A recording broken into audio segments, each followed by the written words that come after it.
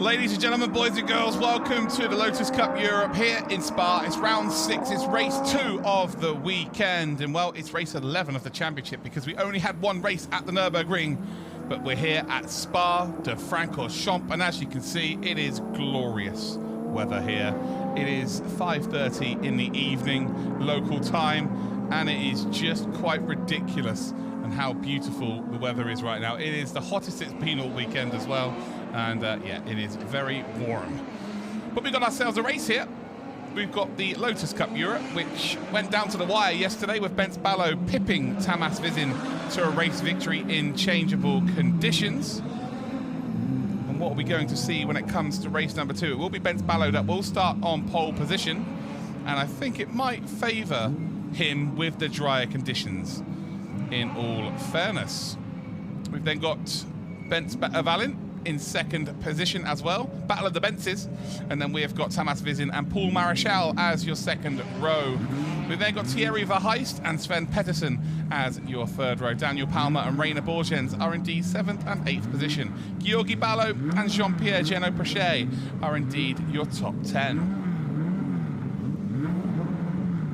Robin Nielsen and Nathalie Geno-Prechet make up your 6th row. Jason McNulty and Stephen Lake make up your 7th row. In 15th, Dennis Bailey Edwards and Mark Yates in 16th position. We then got Kai Cederholm, who finds himself...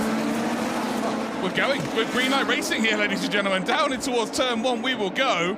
And well, a few of the cars hadn't even made it onto the grid yet. But here we go. Bence Ballo drives off into the distance and has a very sizable gap here. I think you'll find that Tamas Vizin has made his way up into second spot, and I think Bence Valin is dropped all the way down to P5 here. Marichal and Thierry Verheijst making moves up the order as well. And it's a 30-minute race here. And yeah, that caught me off guard completely there. So Bence Ballo does lead as we come then along the Camel Straight. Tamas Vizin second, and Marichal already up to P3 then. Palmer up to P4. They've got Bence Valin, Thierry Verheijst, Pettersson, Geno-Prechet, Borgens and Nielsen as your top 10. And well, around the outside, we will go for Andrzejczyk. So Andrzejczyk moves up a position there. So lovely move, actually. Still side-by-side action happening here, but it will be Andrzejczyk that moves up into P8. So top 8 position now. As you can see, Nathalie Geno-Prechet actually being pursued there by Jason McNulty. And they got very, very close indeed. Paul Marichal trying to potentially get involved here with Tamas Vizin as Bence Ballo is going to drive away in this beautiful early evening sunshine-filled Spa de Francorchamps. Down towards Pouhon they come. And everybody just settling into a rhythm at this stage of the race.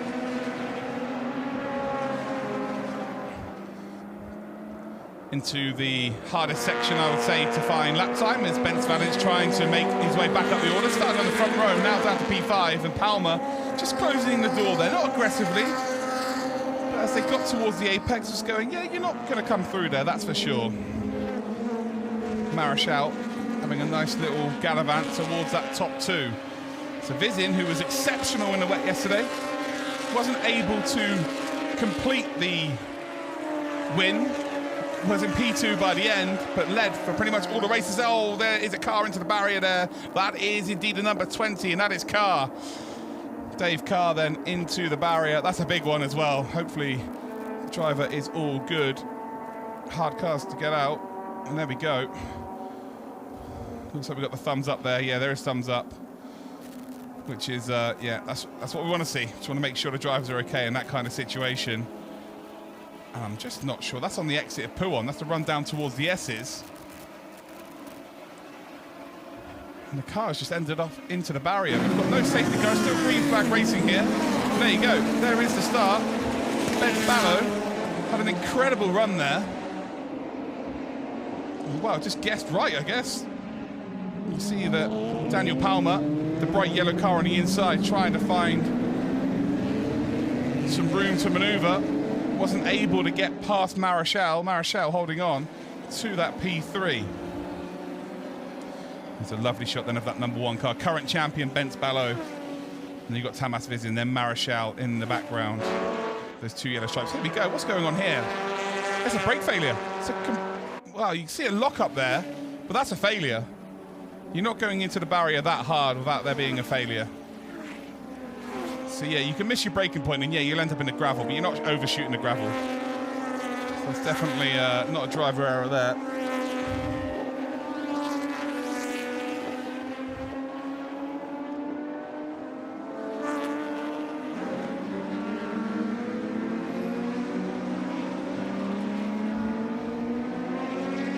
.8 seconds now the lead for Ben Spallo ahead of Tamas Vizin. We are on board then with Jean-Pierre Genot-Prechet. Jean-Pierre trying to keep Nielsen in behind. It's a battle for a top 9 as they run down towards Pouan. And they've got in behind them as well Bourgens. So Bourgens in P11 wants to try and get into that top 10 as well. But as we look here, this is the yellow flag being waved. It's a single yellow flag being waved, so it's a kind of a case of you've got to show that you're willing to stop by just letting off the gas or braking ever so slightly, or being aware that you might need to be stopped. But yeah, we haven't got a full course yellow here, which is actually quite surprising. Very surprised that we haven't had a safety car here, with that car being in that position, because it is right in a firing line if someone else was to have a similar issue. But that is the number 8 then, Lake, we just saw. P13 as it stands, the gap then growing between the front two, 3.6 seconds. Yeah, unfortunately, not quite as close as it was for the first race of the weekend here at Spa. But I tell you what is close, the battle for that final, P4 should I say, as Vaillant is super close, and as they head then down towards that final chicane. Late on the brakes here, Palmer gets straight across. I don't think he's quite going to be able to pin that apex. He doesn't. He's going to be compromised on the exit here of the chicane. On the power early then for Vaillant. He's got a lovely run here, but I think Palmer might have just done enough there to cover him off.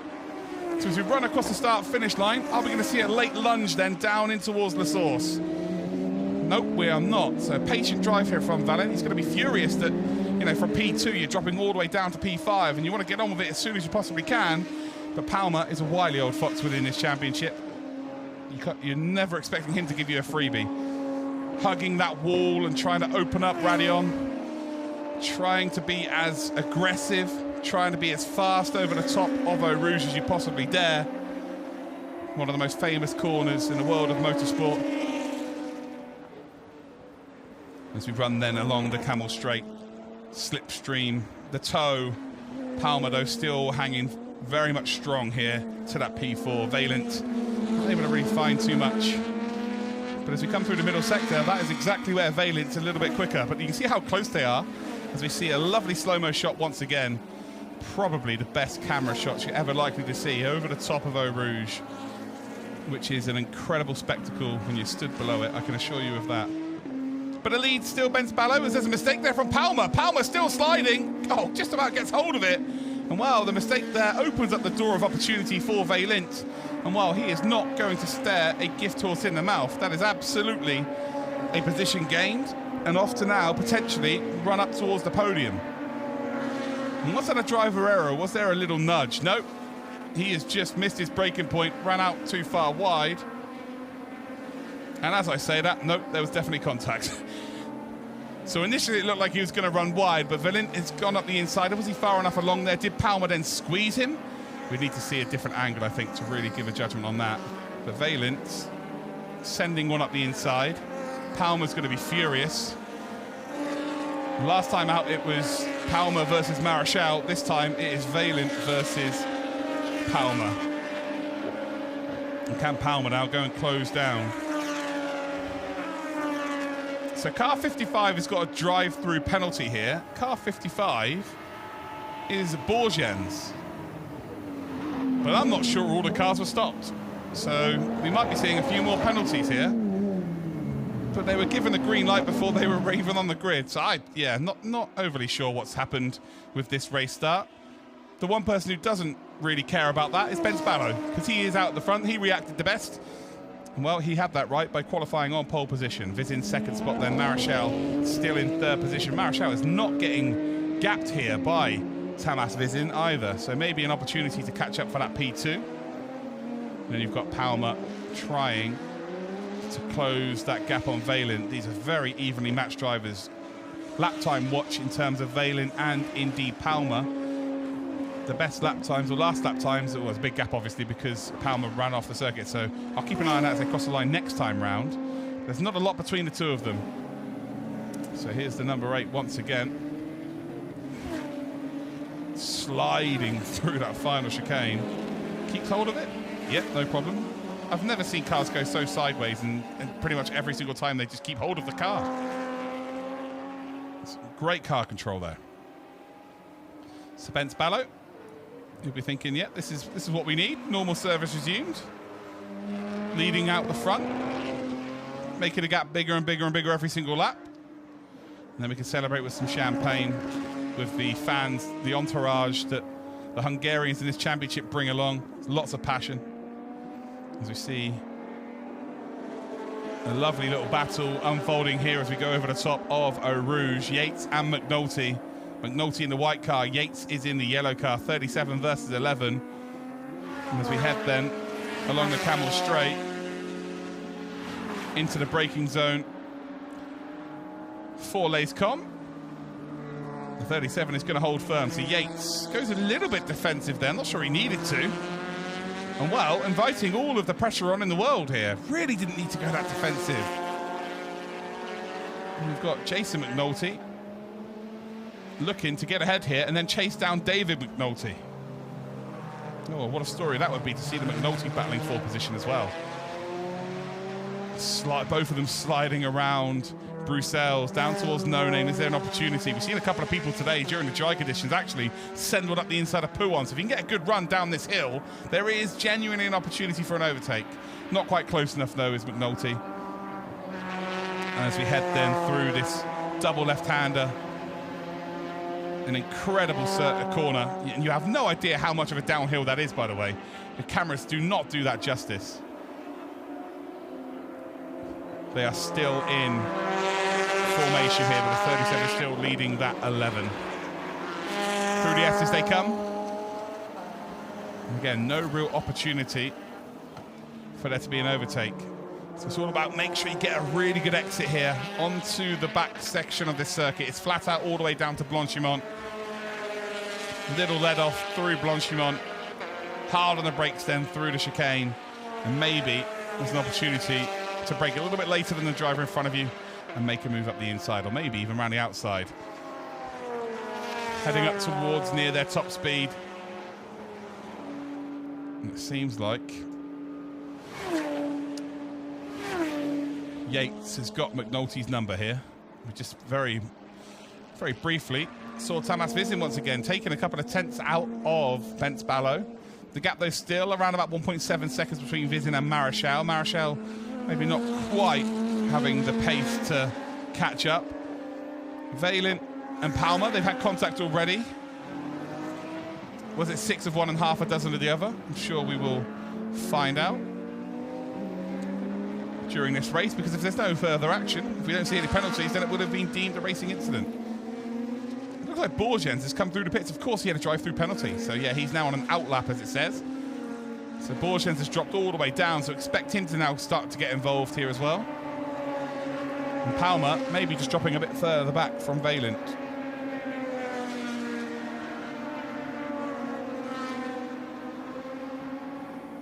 So here we go, we're going to see it once again, and yeah, I can't really tell too much there. Again, we need to see it from a different angle. You know, yeah, we're just seeing the aftermath of it now, really. You know, was Valent enough alongside? Did Palmer close the door after the move had been taken on? You know, we need to see it from a different angle there, really. And that's why I'm a commentator and not a race director or a steward. I'll leave that to them. Not my job. Valent, though, off into the sunset. Made the overtake. And until you're told different, you just keep going. The lead now 6.5 seconds. So Bence Ballo, at one point, was losing time to Tamas Vizin, but now not so much. Just driving off into the distance. As again, we're watching Valent here try and catch back up to where they started. P2 on the grid, but yeah, quite a fair margin off the pace of Marichal. Marichal, so around about 5 seconds up the road. Marichal, I think, might be able to give Vizin a bit of a run for his money today. Just see what the tyre stakes are like by the end of this race. As you see Palmer in the top 5 as it stands. Just moseying along. gap, though, to the Heist, who's behind, is around about 8 seconds. And then the Heist is about 5 seconds up the road as well. And then this is a little bit further back. Another Ballot, but it's Georgi. Georgi just ahead of Jean-Pierre Genot-Prochet as we run down in towards the source. And Georgi should be able to just pull away here, although that's a missed apex. We'll run a little bit wide, but now the straight line speed should really help Georgi just pull away. As we see another little battle here, potentially. Well, no, that's actually Borgens just coming through. So Borgens trying to do the first challenge, really, after having a drive-through penalty. We get a lovely slow-mo here. No doubt we're going to see the rear of that car sliding around, and then we're going to snap it back to the left. And I'm not sure that's the fastest way around that corner, but I'm also not very sure that I want to see him do it any other way. That was spectacular. Very good car control indeed. So it looks like McNulty has actually now got past Yates. So yes, Jason McNulty off to chase down David McNulty. You've got Natalie Genot-Prochet then a little bit further up the road as well, ahead of David McNulty. And well, are we going to see them battle? Are we going to see the McNultys go at it here today? Up onto the Camel straight then. 15 minutes remain of this race. We're at the halfway point now of this race. And the gap now 6 seconds in the lead as well. So Tamas Vizin is ebbing and flowing at the front there. 1 minute it's 7 seconds, it's 7.5. Then the next minute it's 6 again. And as much as I'm talking about Jason moving towards the other McNulty, Yates is catching back up again. So yeah, not done here, that's for sure. Running down the hill then to Brussels. And realistically here, you've got to be clever, I think. If you're Yates, it might be a case of, if the driver in front's catching up, get dragged along. Get dragged along, and then you can both attack, and you can gain 2 positions instead of maybe potentially slowing down both your advancements and then not being able to chase down the other driver as well. As we come through Pouon then, it's a lovely move up the inside, so I'm completely wrong. Yates does get ahead, and well, Jason McNulty is going to be a little bit furious with that. Black and white flag though for car number 30. That's for exceeding track limits. Car number 30 is indeed Bence Valent, who's currently in P4. So these two having a lovely little ding-dong here. Can they go and chase down David McNulty in the number 7? So the gap's around about 2.9 seconds. But after they've just had a bit of an overtake session, it'll probably be a little bit more.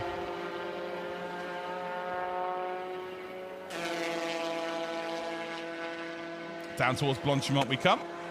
And is there that opportunity for Jason McNulty here? Sweeps out here. If you're going to do this, it's going to have to be all the way around the outside. I'm not really sure that's the best idea. Get a nice run through Blanchimont, then down towards the bus stop chicane. And I think he did let off now to just pull up towards. He's going to have to go around the outside here if he wants to make this stick. And once again, the number 37 is going to hold firm. Jason is going to have to wait to fight another day. Both on the power as early as possible. Across the line they go. 12 minutes, 40 seconds to go now. Down towards La Source. Massive opportunity to make an overtake up the inside. I'm not sure the go around the outside will work. Although you can cut back here and then go onto the wall side of the circuit and run side by side. It's a really nice exit here. It's side by side between the two of them. And Jason McNulty will be hoping that Yates now pulls out of this situation. And that means they can go through Radin and Eau Rouge without going too wide. It's brilliant from these two, swapping positions like it's going out of fashion. We love to see it. And they are indeed battling for P15. As we head then onto the Camel Straight, and I feel like the positions are going to be swapped once again. Ooh, Palmer just overshoots the chicane there through Les Combes. Back on we go. And that might have been a bit of a problem earlier on in the weekend, but the fact that it's not that wet there anymore, we're all good. Jason McNulty still keeping Yates behind as they come then down to Brussels once again. Door is open. The number 37 knows not going to send it through the inside. And these two are going to be absolutely sweating with this racing action. Through No Name. Lovely bit of curb usage there from both drivers. All the way down the hill now. Is there the opportunity to maybe go for a move through Pouon? It's risky. It's risky, but it's very difficult for a driver to reciprocate if you try and make a move through the inside. As you can see there, though, Jason McNulty runs a little bit wide. And now we're watching another battle unfold, as that is Andrzejczyk and Sven Pettersson. Andrzejczyk, they're going for the switchback. Look at the Como Tech power down towards Radion. And wow, I think might have had an opportunity of getting that move done there. But Pettersson closed the door as quickly as it opened over the top of Eau Rouge. And wow, how much pace has Andrzejczyk got here? Not enough. It's a really, really good bit of defence there. It was maybe a little bit desperate, but Pettersson did what he needed to do. And indeed means that he keeps hold of the position, although we run then up towards Lacecom. Andrzejczyk very late under braking around the outside. Can you keep an overlap there? You absolutely can.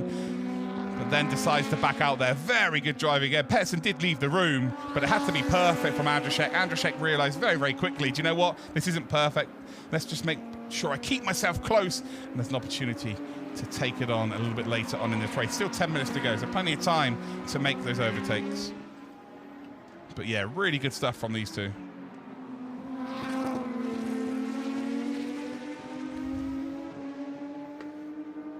So they're still nose to tail as they head down into Pouon. And Pettersson keeping firm. Andrzejczyk, of course, in the more nimble car.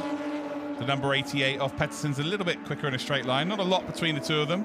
But Andrzejczyk, forcing Pettersson to go, well, forcing him to go very defensive here. So that means he will be slow through the second part. Very clever here from Andrzejczyk. But I think it's going to come to no avail. But that's the right idea, especially through sector number 2. Try and get them out of shape on the entry to the section of the course. And that way, you can absolutely take full advantage of them being slow through the second, the third, and then the fourth corner. Gap between the leaders right now, by the way. Bence Ballo is only 4 seconds ahead of Vizin. So what's happened here? Has there been a mistake from Bence Ballo? Well, you can see. Not a lot from that, to be fair. Oh, well, we can see flames. Okay, I like flames, so I'm happy with that. But yeah, the gap's only now 4 seconds. So Tamas Vizin has either found some magic. Well, to be fair, he's in the 236s, the only driver in the 236s as it stands. And on the last lap, it's a 237.6. So is there the potential for a last couple of laps salvo here from Tamas Vizin? Can he do to Bence Ballo what Bence Ballo did to him yesterday? Through Lacecom we come. Oh, that's a mistake. Oh, turned in far too early there. There might be a brown stain on the seat for that, for sure. That was very aggressive. We saw him doing it in the rain yesterday and maybe burnt the tyres out with 5 minutes to go. But yeah, during these dry conditions, you do not want to be sliding like that. Again, it looks cool, but not overly quick. So Nielsen, by the way, has got it in the P9 as it stands, has got a black and white flag as well, so that'll be a final warning in terms of a potential penalty. Andrzejczyk then looking to make this move on Pettersson and ran out of road. So Pettersson again proving to be very difficult to get an overtake done on. It would appear you need to be almost perfect to get it done. And Andrzejczyk hasn't quite been perfect. Lovely battle between these two though. Really epitomises the Lotus Cup Europe, the way these two are indeed battling. Plenty of respect left for each other, but they genuinely want to beat each other and get those points. As the gap now goes back out to 5.5 seconds, so whatever was happening with Bence Ballo isn't happening anymore. Yates very deep under braking there, although the camera shot maybe gave that more of a deep impression than I first thought. But Jason McNulty still holding firm.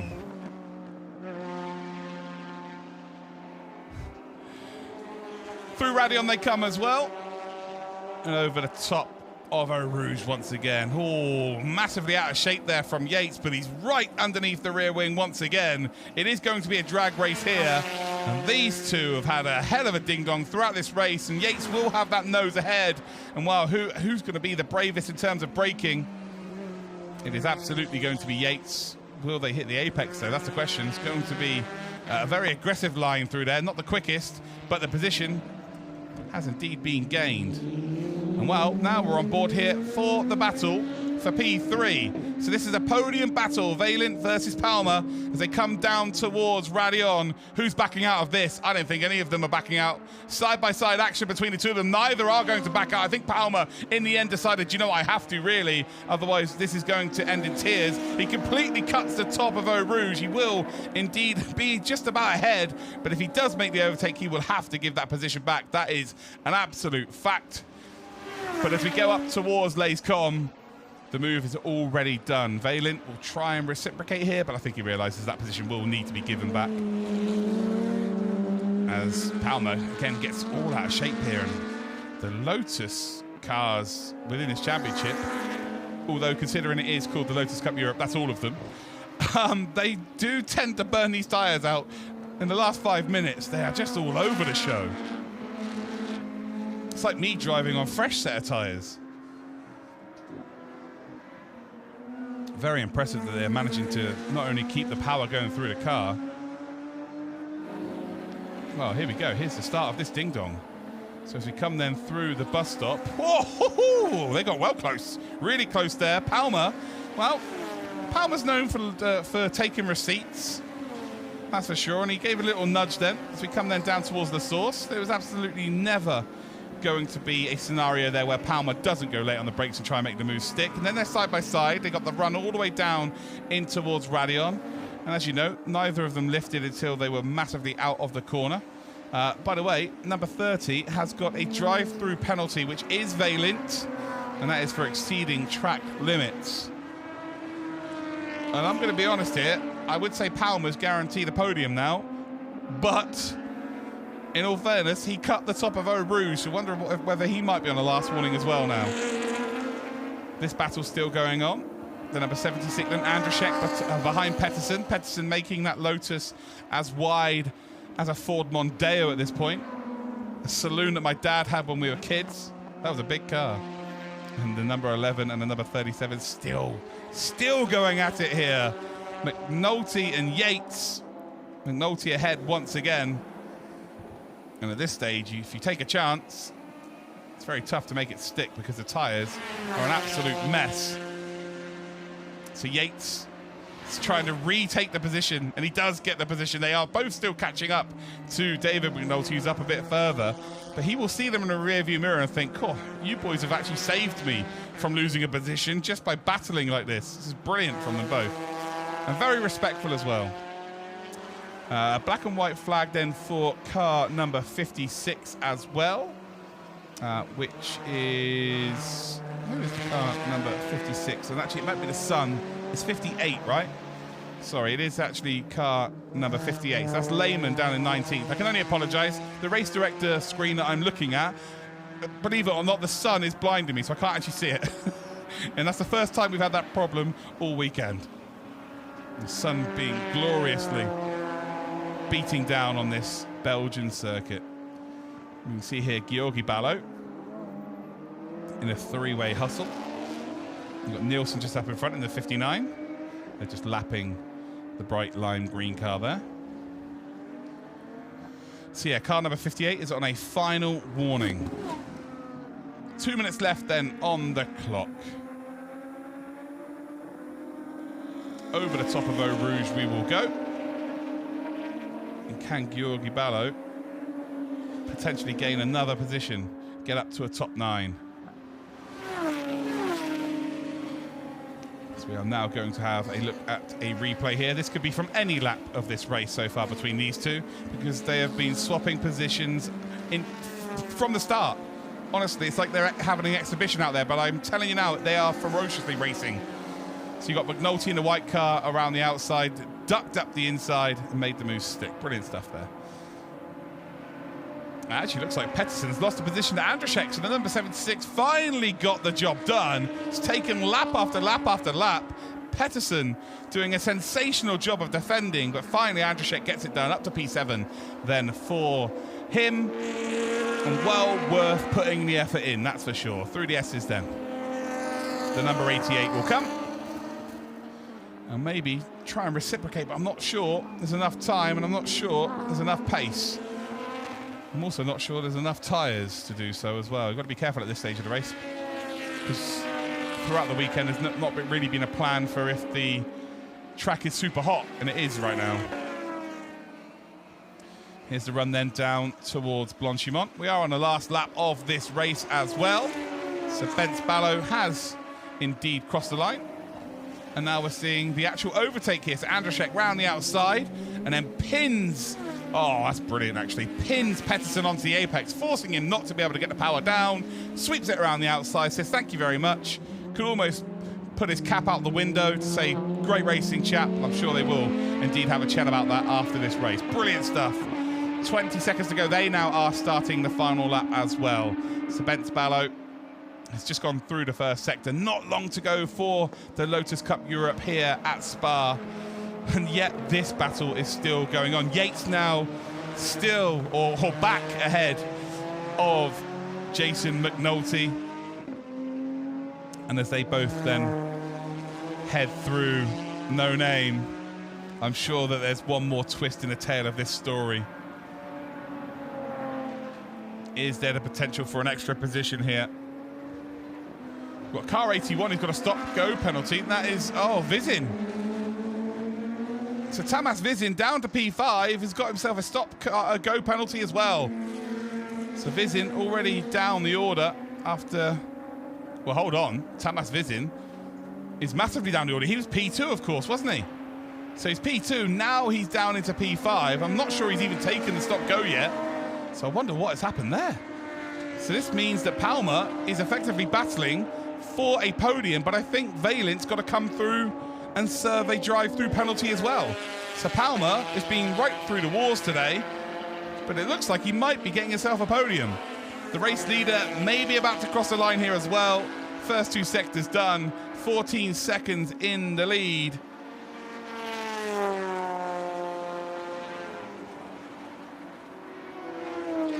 And 30 minutes of eventful racing for all concerned.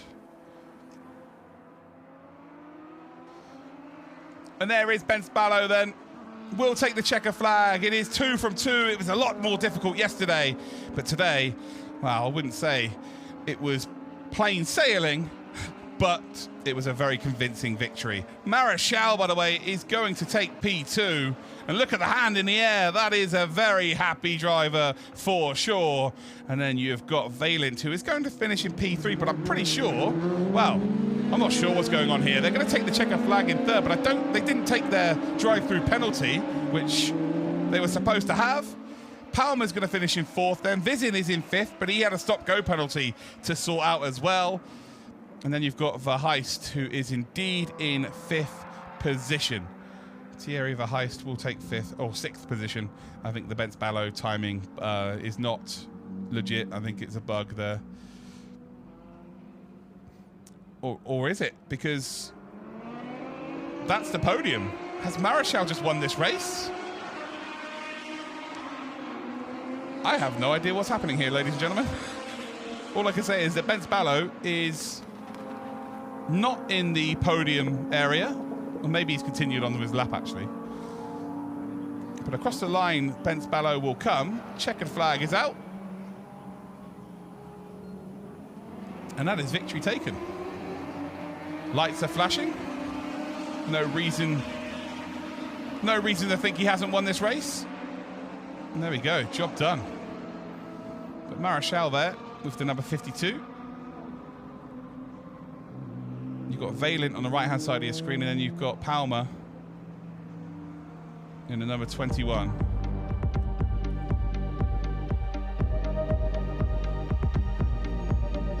So here is third place, then the Hungarian in the number 30.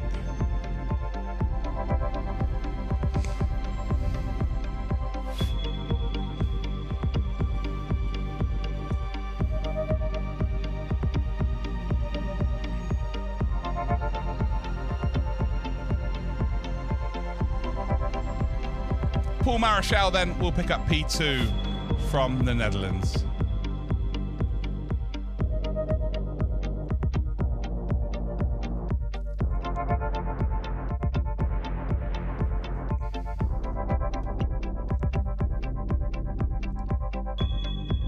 And your race winner then from Hungary is 2 from 2. It's Bent Ballo.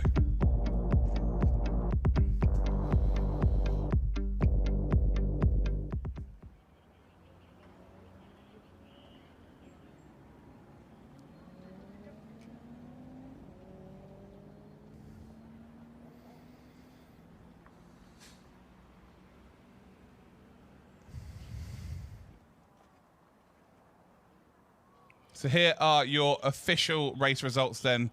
Bent Ballo P1, Marichal P2, Valent is in 3rd, Palmer 4th. We've then got Vizin and Verheist as 5th and 6th position. Pettersson, Andrzejczyk are in 7th and 8th. We've then got Georgi Ballo in 9th and Borgens in 10th position. Jean-Pierre Genot-Prechet in 11th spot then. We've got Nielsen, and then we've got Natalie Genot-Prechet in 13th position. McNulty, Yates, McNulty again, Edwards in 17th, Cederholm in 18th, Lehman, and Lake as your top 20. Then you've got Dave Carr, unfortunately ended up in a barrier and did not finish the race.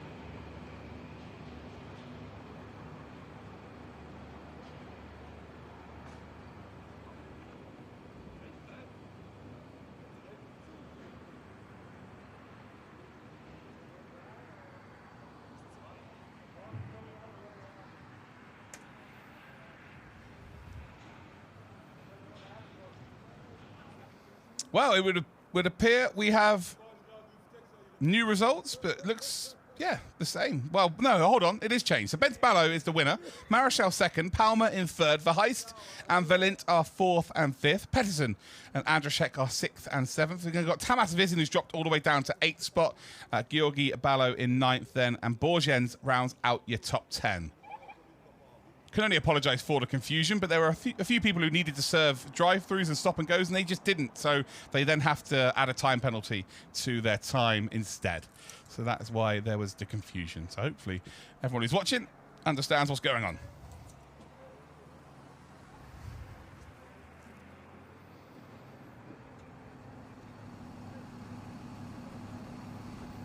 There's Marichal and Palmer onto the podium. We're just waiting for P1 to appear.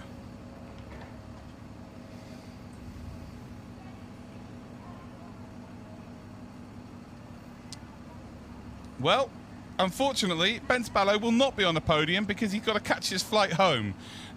So, yeah, congratulations to him. I will take his trophy. So that will now live at my house.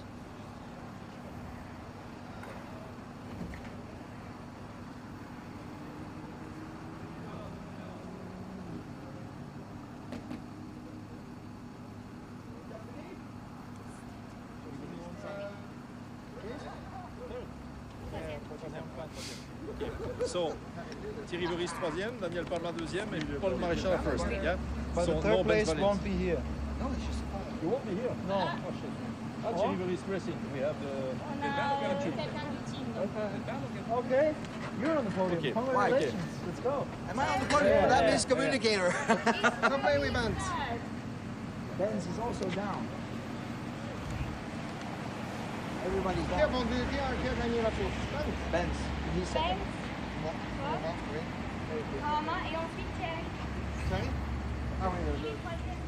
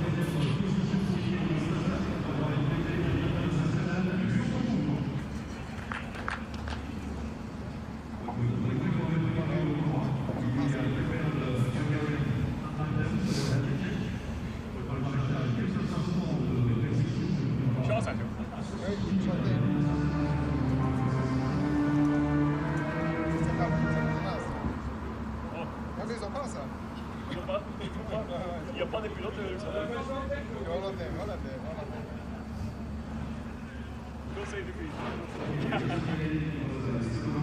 Voilà, désolé, je parlais de national luxembourgeois, on avait préparé les hauts tout simplement, on n'a pas le luxembourgeois sous la main tout de suite. On remercie le national belge pour clôturer le meeting à Spa-Francorchamps éventuellement. Au revoir Paul Maréchal, deuxième place Daniel Palma, troisième position pour Thierry Veris. On peut présenter les trophées, messieurs, pour les photos. Let's present the trophies for the official pictures, please. And this Lotus Cup. So there you have it, ladies and gentlemen. The official result is Paul Maréchal is your race winner. We've then got Palma in second position and a Belgian in Belgium on the podium. Thierry Verheist, of course, with his own racing team there. Two drivers on the podium. And well, off we go. Congratulations to all three of those drivers. Sorry for the confusion for you watching at home, but there we go. There is your podium sitters. And well, it's been a fun weekend here at Spa. They actually did get to do both of their races. And well, I'm sure that you'll see these cars out next time.